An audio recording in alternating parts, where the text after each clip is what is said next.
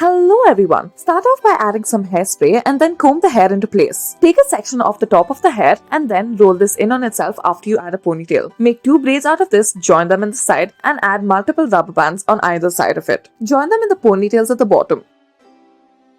Divide the hair into 4 sections into 4 ponytails. At the bottom, make 2 braids out of each of these ponytails. Join them to the top braids and then roll the top braids into buns. Add a decorative rubber band. This is what it should look like.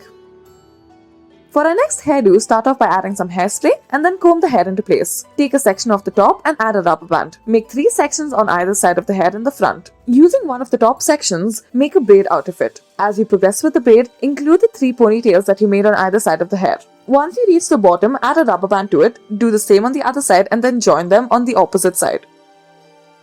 Next, add some hairspray, comb the hair into place, and then add a decorative rubber band or a ribbon to it at the top. Using the strands of the ribbon, include it into the braid. Use it as a section of the braid. Do this for both the divisions. And then once you reach the bottom, braid this braid into a new braid. Tie a rubber band to it once you are done. Thank you for watching.